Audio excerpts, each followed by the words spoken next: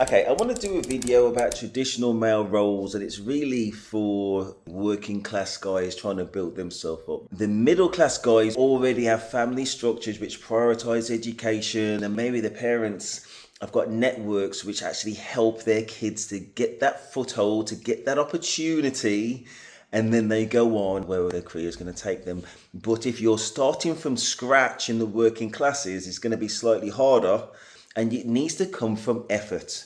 In my point of view, men should be focused on being ready for a future family. That's not wasting your resources on somebody you've just met. That is building yourself and your resources and your stability and your saving for a future family. In the yesteryear, the man would be the only breadwinner, and then for the household, you have things like Valentine's Day, and that would be at least one day minimum in the year where you treat your wife, whose responsibility traditionally would have been to look after the kids. But now, women are on a more or less equal footing, and that's absolutely amazing.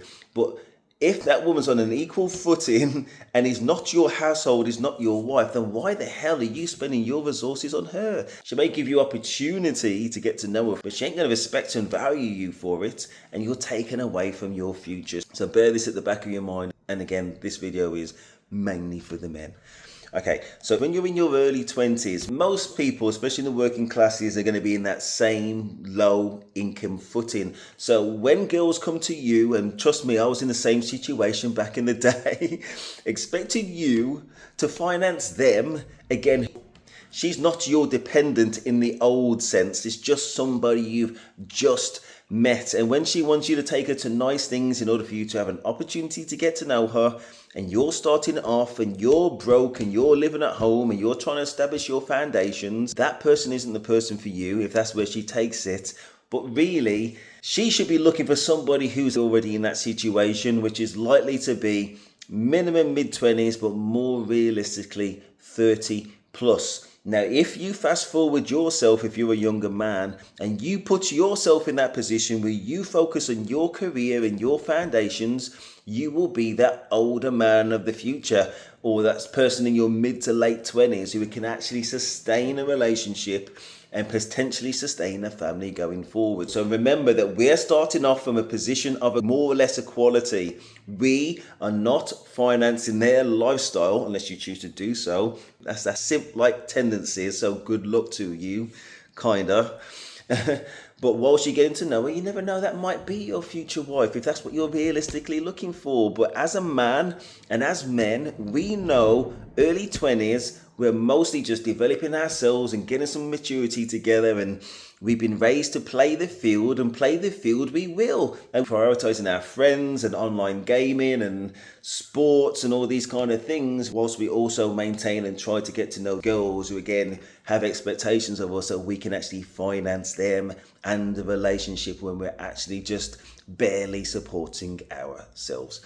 Now, there's going to be a stage where people go on to uni, and this is another thing when I say investment in self.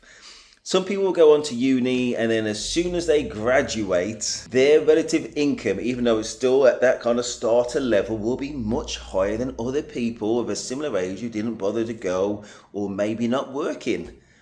But the second that they get their graduate position, that's not the time for them to think, oh, I've done it now and I can just go and party. That's when they need to hold on to that position and go above and beyond in terms of their work in order to cement their experience and sustain that work going forwards. Otherwise, the 21 years of study has been for nothing. So you still have your evenings free, subject to the work that you've got to do. You still have your weekends free, hopefully, subject to the work you've got to do, but realistically, you're still going to have your weekends free, or most weekends free. And that should be their focus, as I said, until they can establish firm foundations in that role, which again is pushing us towards mid-20s minimum before even the graduates have got somewhere. And if somebody's not going to go down that graduate route and you're going to do trades, and there's absolutely nothing wrong with that, then you need to do some research, I would advise, into what trades will actually pay. And also now, which trades are going to be AI proof, and that's going to be skilled labor like the plumbers and that kind of thing. And I'm not saying you have to do it, but you definitely have to have an eye to what will be replaced by AI in the coming years. Not that far away at all. So you need to be very attentive to this and plan ahead, otherwise you'll be left back in the masses. Trust me, and a lot of people are going to be struggling. Right, so all that is the foundation to say you are not likely to be ready until your late 20s or 30 plus, and women are not going to be looking for you realistically. Physically they'll be looking for you because you're young and virile, but in terms of your status and your earning power in order to sustain anything, there's a mismatch where you either literally don't have the resources to sustain a relationship, or what little resources you have, which will never be enough, you've got to, or might as well as, save and invest in self until you can sustain that type of relationship. And there you go. And the second you establish these stable foundations in self, you can more or less date across the board for the rest of your life. And that is the trade-off. And if you never invest in yourself and your future, then obviously you're a relatively low caliber man, and you'll be seen as such. And if any lady does take you on, there's going to be frictions and pressure if you never push yourself to achieve in order so that household can be prosperous and affluent and comfortable and stable. And that's where I see a lot of the tensions reside in. Now, if you're a low caliber man and you go with a low caliber woman, happy days in your dysfunction. That's good for you. It's going to be dysfunctional, but it is what it is. I'm talking to the aspirational men who haven't had a father figure who's going to say, listen, aside from everything else that you're told, these are the things that you need to focus on. Focus on improving self so that you can sustain yourself and a future family. Don't get drawn into throwing away your resources on some bullshit.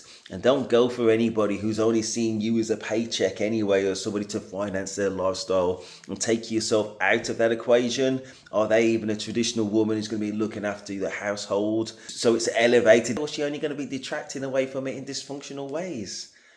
Think about these types of things. That's all I've got to say with an honest heart.